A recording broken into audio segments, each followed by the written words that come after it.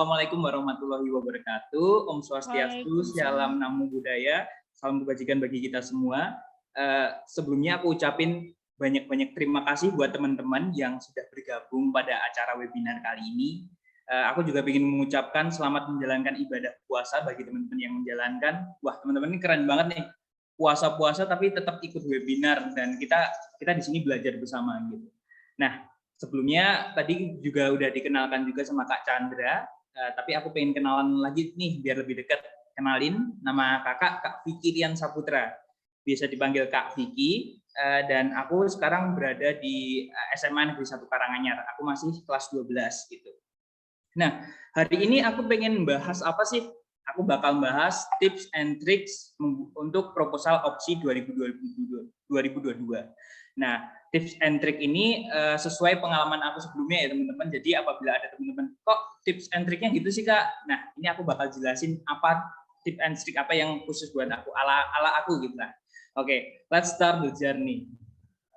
Oke, sebelumnya aku pengen bilang nih ke teman-teman bahwa kita akan memulai sebuah perjalanan nih teman-teman. Kita akan mulai perjalanan untuk membuat proposal opsi dan ini tentunya perjalanannya akan sangat panjang gitu loh. Nah, maka dari itu aku pengen tanya nih ke teman-teman, kira-kira teman-teman udah siap belum nih untuk berjalan ini? Apakah teman-teman sudah siap untuk memulai sebuah perjalanan ini? Kalau teman-teman udah siap, boleh dong ditulis di kolom komen chat, ready gitu. Aku pengen lihat semangatnya teman-teman. Mana nih? Oke, kita lihat cek. Oke, banyak banget nih teman-teman yang ready. Sangat semangat, ready. Oke. Wah, teman-teman semangat banget. Aku harapin semangat teman-teman ini akan membawa startnya. Apabila start kita udah semangat, pasti kedepannya akan lebih semangat gitu teman-teman. Dan terima kasih banget yang udah komen chat ready. Maka dari itu langsung saja kita mulai sebuah perjalanannya ya. Oke. Nah, oke, sekarang aku pengen bicara nih tentang puncak. Ini kan kita ada start the journey ya, perjalanan, dan perjalanan kita ini menuju puncak. Proposal opsi ini istilahnya kita pengen menuju puncak. Nah, aku pengen tanya nih, sekali lagi aku pengen tanya ke teman-teman. Puncaknya teman-teman itu apa sih dalam meneliti? Apakah ingin ikut kopsi untuk mendapatkan medali, ataukah teman-teman emang benar-benar aku pengen membanggakan orang tua nih Kak, aku pengen membanggakan kedua orang tua, atau pengen menjadi peraih Nobel di masa depan. Kira-kira puncaknya dan motivasinya teman-teman apa nih? Aku boleh tahu nggak? Kalau boleh, drop di komen chat ya, aku baca nanti. Kira-kira ada yang pengen jadi peneliti terkenal nih. Wah keren, dari Abi, biar nggak takut sama skripsi. Waduh, puncak adalah kebermanfaatan bagi manusia. Wah keren. Karya bisa bermanfaat bagi kehidupan. Oke, ayo ada lagi yuk, drop. Apa sih puncak dari teman-teman? Pengen mewujudkan apa yang selama ini dipikirkan Kak, diterima di PTN Jalur Prestasi. Waduh. Oke, jadi agen of change. Wah, keren. Oke, medali emas. Oke, terima kasih banget yang udah chat di kolom chat. Nah, aku pengen jelasin nih teman-teman. Banyak banget mimpi-mimpi kita, puncak kita mungkin berbeda-beda ya teman-teman. Ada yang pengen dapat medali emas, ada yang pengen bisa daftar jalur prestasi, ada yang pengen jadi peneliti terkenal. Dan itu it's okay, itu wajar bagi seorang peneliti, itu baik-baik saja. Tapi aku harapkan dan aku tegaskan lagi bahwa tujuan kita jangan cuma sebatas medali. Kita meneliti jangan cuma sebatas aku pengen mendapatkan medali emas dan ketika udah mendapatkan medali emas, penelitiannya udah selesai gitu. Aku nggak mau teman-teman punya mindset kayak gitu. Aku pengen teman-teman punya mindset yang lebih luas lagi. Bahwa aku meneliti untuk sebuah kebermanfaatan. Aku meneliti agar bisa bermanfaat bagi seluruh alam semesta nih Kak. Aku pengen jadi Elon Musk, aku pengen jadi semacam Bill Gates, aku pengen Albert Einstein, dan lebih besar lagi. Jadi kayak sebenarnya jangan dibatasi hanya sebatas medali. Nah, ketika teman-teman hanya membatasi, tujuan puncakku hanya ingin mendapatkan medali emas kok Kak, ya nanti teman-teman bisa aja mendapatkan medali emas itu. Tapi udah bakal stuck di situ puncaknya teman-teman. Tapi kalau puncaknya teman-teman lebih tinggi lagi untuk sebuah kebermanfaatan, aku yakin pasti penelitian teman-teman bakal lebih keren lagi, lebih gokil lagi gitu. Nah, mungkin itu tadi sekilas apa sih yang kita ingin tuju dari sebuah perjalanan ini. Lalu kita next saja.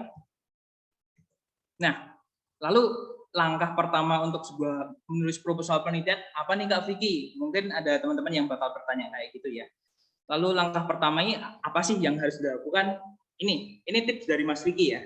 Langkah pertama yang Mas Vicky ambil dulu adalah membuat tim hebatmu. Karena aku sadar sebenarnya aku disclaimer terlebih dahulu ya teman-teman. Apabila teman-teman memutuskan untuk individual atau memutuskan untuk single players, wah siapa nih single player? Atau jomblo nih sebutannya. Teman-teman lebih suka nyebut apa? Jomblo, single player, atau gimana nih? Oke, itu nggak apa-apa. Untuk memutuskan untuk memulai penelitian sendiri, it's okay, it's no problem. But sekarang adalah eranya digital, dan era digital adalah eranya kolaborasi. Dan tentunya apabila teman-teman berkolaborasi dengan teman lain atau istilahnya bertim 2 orang, itu pasti akan lebih saling melengkapi dalam proses penelitian. Maka dari itu tips yang bisa saya sampaikan pertama kali adalah membangun tim hebat kalian gitu. Mungkin teman-teman punya hobi di bidang biologi, sedangkan teman-teman yang lain punya hobi di bidang teknologi. Nah, hobi biologi ini bisa dikolaborasikan dengan hobi teknologi sehingga menjadi bioteknologi, dan itu pastinya keren banget tuh teman-teman, sehingga bisa saling kolaborasi dan bisa menjadi sebuah bermanfaatan penelitiannya.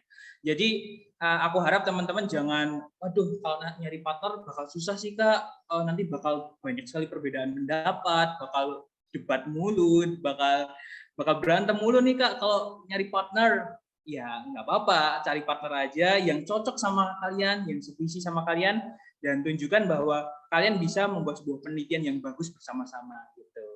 Tapi kalau teman-teman ya berat hati dan memutuskan untuk single player, untuk jadi jomblo dalam penelitian, nggak apa-apa, itu malah gokil banget, udah apa-apa sendiri itu juga udah keren gitu.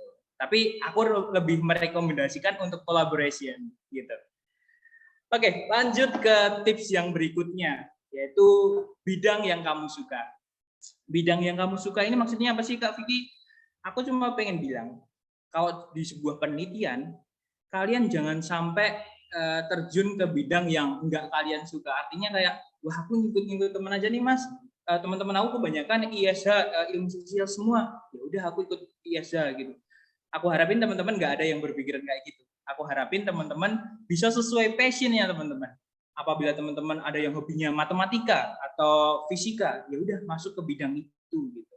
Sehingga apabila teman-teman udah masuk ke bidang yang teman-teman suka, pasti teman-teman akan enjoy, akan dalam proses penelitian itu kan istilahnya apa ya teman-teman? Nggak instan gitu teman-teman, butuh perjalanan panjang.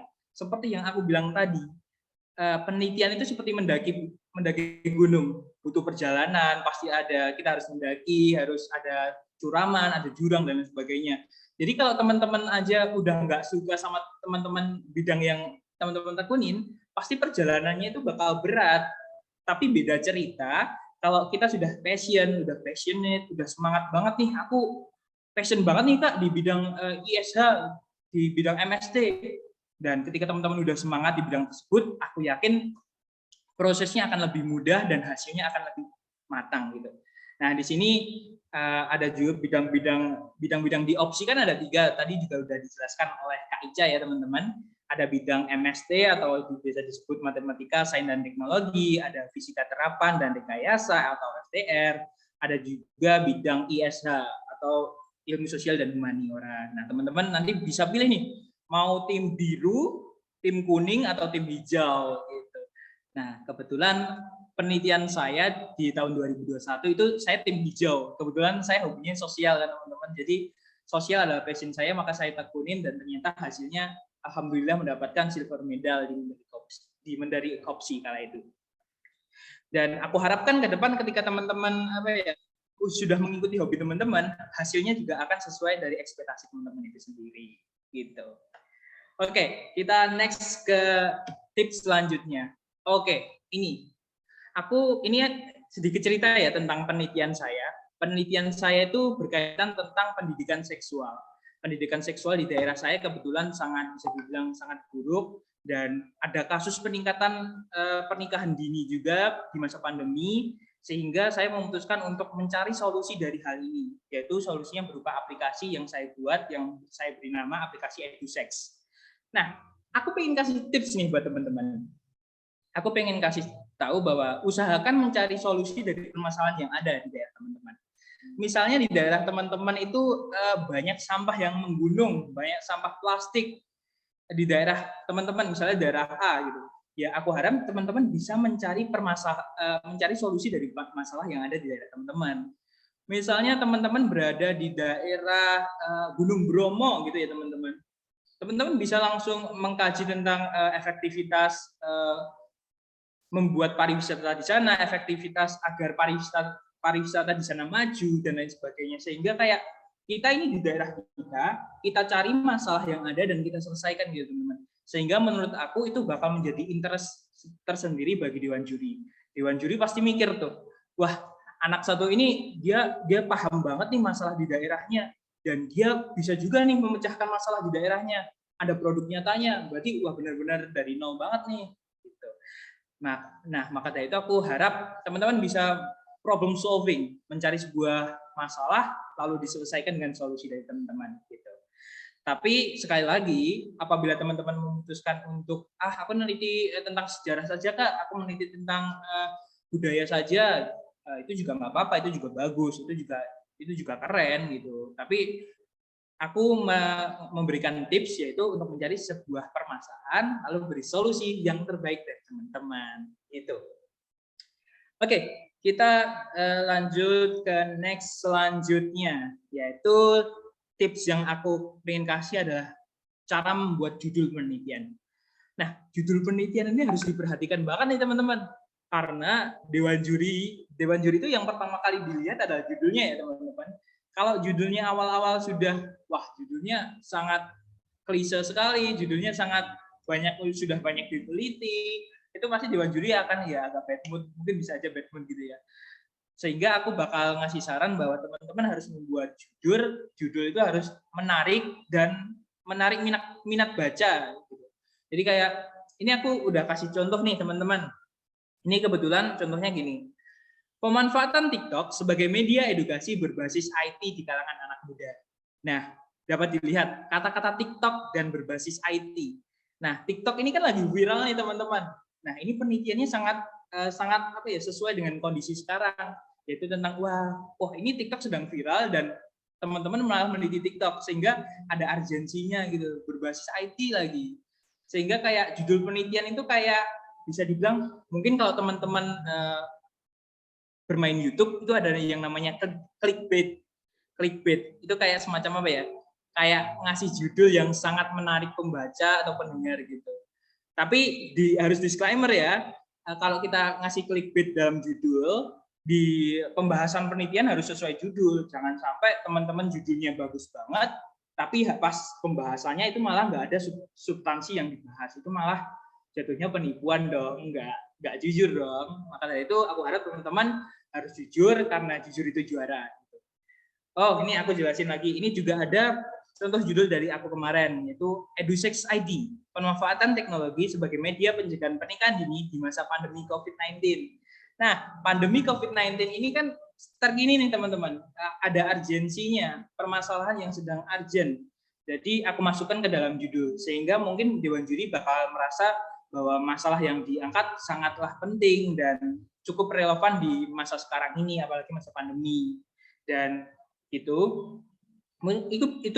tentunya akan berdampak pada psikologis para dewan juri sih menurut saya teman-teman. Pasti dewan juri ketika membaca judulnya itu, wah judulnya udah menarik banget. Pasti ketika membaca latar belakang, ketika membaca pembahasan, ketika membaca metodologi, itu pasti juga punya mood yang happy juga. Jadi aku harapin teman-teman bikin judul semenarik mungkin, seterkini mungkin, seanak muda mungkin. Jadi biar teman-teman itu bisa dinotis sama dewan juri gitu teman-teman. Oke, kita lanjut ke slide berikutnya. Nih, kita bahas tentang latar belakang. Kenapa latar belakang itu penting? Ya, sama dengan judul teman-teman. Biasanya dewan juri itu setelah lihat judul, setelah membaca judul, pastinya akan melihat latar belakang juga. Jadi latar belakang teman-teman jangan sampai salah nih teman-teman. Nah, ini aku ada sedikit tips dalam menulis latar belakang. Mungkin dari sebagian teman-teman sudah tahu juga bahwa latar belakang itu menulisnya sebisa mungkin berbentuk segitiga terbalik, atau secara normatifnya bisa dibilang bahwa general ke spesifik gitu. Nah, ini bisa aku kasih contoh. Nah, di latar belakang itu biasanya di paragraf awal itu berisi masalah-masalah umum, berisi tentang data-data general gitu. Mungkin kalian nggak asing dengan kayak biasanya nih teman-teman, ada nggak yang biasanya di sini latar belakangnya pertama itu kayak di era revolusi industri 4.0 atau gitu, atau kalau enggak jumlah populasi Indonesia terbesar seluruh dunia gitu, atau era revolusi 4.0 mengharuskan Indonesia. Jadi kayak era 4.0 itu terus digaung-gaungkan di paragraf pertama. Teman-teman ada yang hobinya kayak gitu nggak dalam penulisan latar belakang? Jadi kayak 4.0 itu pasti, revolusi 4.0 itu pasti ditulis di paling awal. Ada nggak teman-teman? Kalau ada komen dong, aku pengen tahu nih teman-teman, ada nggak yang kayak gitu? Revolusi 4.0 gitu, terus yang populasi jumlah Indonesia memiliki populasi paling besar gitu. Ada nggak ini? Wow, ada nih, ada yang jawab nih. Adakah? Ada. Tahu aja. Oke. Oke. Kalau teman-teman emang sering banget menggunakan kayak gitu ya teman-teman, aku pengen kasih tips. Semoga teman-teman ke depan, apalagi di Kopsi, usahakan jangan menggunakan kata-kata klise itu lagi. Ya menurut saya itu benar-benar klise teman-teman. Katanya udah diulang-ulang berkali-kali. Dan aku harap carilah data-data yang lain gitu. Nah di sini aku kasih contoh nih teman-teman. Tadi kan aku udah jelasin bahwa penelitian aku itu tentang pendidikan seksual dan pembuatan aplikasi eduseks. Makanya di paragraf awal atau di masalah umumnya, aku kasih data tentang pergaulan bebas, data kurangnya pendidikan seks di masyarakat, data pornografi meningkat di masa pandemi, gitu. Jadi data berbasis general. Nah, di paragraf berikutnya, aku lebih rinciin lagi nih. Aku kasih meningkatnya kasus dispensasi nikah di pernikahan dini di wilayah A. Nah, wilayah A ini termasuk limitasi teman-teman. Jadi lebih mendetail gitu. Dan baru yang paling ujung itu baru berupa solusi yang kita tawarkan gitu. Jadi jangan sampai yang yang paling bawah itu malah kita kembali ke data-data awal. Itu menurut aku kayak udah berinci malah kembali melebar lagi. Jadi aku harapin ke general lebih ke spesifik gitu teman-teman. Karena menurut saya teman-teman, penelitian yang baik itu adalah penelitian yang bukan bersifat general tapi berfokus pada satu spesifikasi. Misalnya kalau teman-teman meneliti tentang pornografi ya misalnya, kalau teman-teman menelitinya secara seluruh Indonesia, wah itu pasti bisa dibilang sangat susah dan itu butuh waktu yang lama. Dan pasti berbeda cerita dengan apabila penelitian pornografi di sebuah daerah saja, misalnya daerah A, daerah B, itu kan lebih spesifik ya teman-teman, sehingga pasti akan lebih datanya lebih detail gitu. Jadi aku harapin saat latar belakang teman-teman juga nulis bahwa teman-teman ini mau nelitinya di mana nih, di wilayah A, di wilayah B, atau di SMP A, di SMA B. Jadi sudah jelas serta terperinci. Mungkin gitu teman-teman. Oke, kita next ke slide berikutnya. Sebentar. Oke, next. Nah, masuk ke metode penelitian. Nah, metode penelitian tadi juga sudah sempat dijelasin ya sama Kak Ica, isinya apa aja dan harus ditulis gimana juga udah dijelasin ya sama Kak Ica. Nah, di sini Kak Vicky pengen fokusnya kepada tipsnya aja.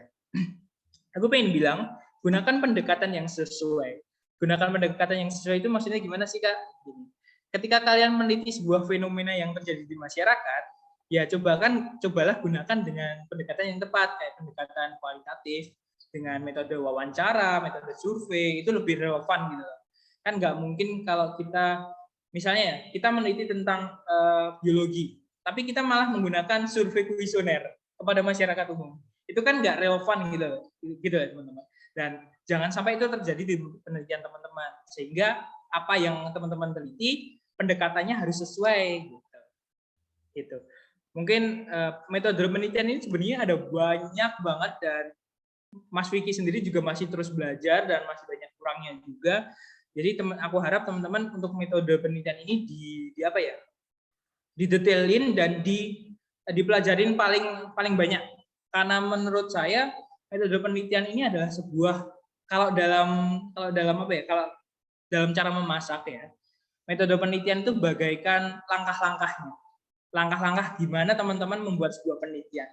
Nah, jadi ketika Dewan Juri melihat langkah-langkah atau metode teman-teman itu sudah baik, sudah benar, wah ini penelitiannya pasti bagus nih, soalnya metodologinya sudah lengkap, sudah benar, sudah sesuai, pendekatannya sudah tepat, sehingga pasti Dewan Juri akan lebih percaya bahwa penelitian ini benar-benar penelitian yang kredibel dan juga penelitian yang keren. Jadi aku mention banget nih sama teman-teman, di bagian metode penelitian ini harus difokusin dan dipelajari lebih dalam. Gitu. Oke, lanjut tips berikutnya, yaitu just do it. Kenapa aku bilang just do it? Ya, mungkin teman-teman udah ikut Zoom ini dan mungkin bakal bertanya-tanya, wah penelitian ternyata ribet juga ya Kak Vicky. Tadi Kak Ica ada bilang harus ada ethical clearance, EC, dan lain sebagainya. Itu ribet banget ya ternyata. Dan data-datanya juga harus, metodologinya juga banyak banget, pusing banget nih Kak. Gitu. It's okay, aku cuma pengen bilang just do it aja. Karena kalau kalian mikirin, wah aku belum bisa ini, belum bisa itu penelitiannya nggak bakal kelar. Lebih baik belajar sambil melaksanakan gitu. Learning by doing gitu teman-teman. Saya juga gitu dulu. Di penelitian pertama, itu aku jujur banyak banget revisian di latar belakang. Oke. Di penelitian yang kedua, akhirnya udah mulai nih latar belakangnya baik, terus tapi ada kesalahan di metodologi. Nah, di penelitian berikutnya, alhamdulillah sudah mulai sempurna, lebih baik. Dan maka dari itu, learning by doing. Kita step by step pasti bisa teman-teman. Kuncinya adalah ya udah kita lakuin aja, kita gerak aja dulu. Kalau kata ada salah satu e-commerce itu punya campaign-nya gini, mulai aja dulu. Nah, aku harap teman-teman juga mulai aja dulu buat meneliti. Karena meneliti itu seru. Gitu, teman-teman. Oke, nah ini. Penelitian adalah sebuah puzzle, teman-teman. Dapat lihat ya, teman-teman, di slide-nya. Penelitian pertama mungkin, wah nggak cocok nih, ada kesalahan di metodologi. Penelitian kedua mungkin nggak cocok, oke, cari metodologi yang sesuai. Oh, mungkin ketika metodologinya sudah sesuai, oh latar belakangnya kurang lengkap, dan harus dilengkapi, dan lain sebagainya. Sehingga aku pengen bilang, kalau teman-teman menunggu, oke, kayak mie instan, dibuka, dimasukin ke air mendidih, ditunggu 3 menit langsung matang dan bisa kita nikmati mie instannya. Penelitian bukanlah hal yang simpel, penelitian bukanlah hal yang instan. Jadi butuh proses dari teman-teman. Maka dari aku pengen bilang, untuk teman-teman semua semangat berproses. It's okay kalau ada revisi dari pembina, itu sangat bagus revisiannya. Semangat revisiannya harus semangat, karena semua ini nggak ada yang instan teman-teman. Ketika teman-teman pengen jadi, tadi ada yang bilang, aku pengen jadi peneliti yang mendunia Kak, aku pengen bermanfaat bagi banyak orang Kak, aku pengen dapat Nobel Kak. Ya itu semua nggak ada yang instan, butuh proses. Dan salah satu prosesnya ketika teman-teman sudah mengikuti webinar ini adalah langkah yang baik. Dan aku ucapin terima kasih banyak buat teman-teman semua.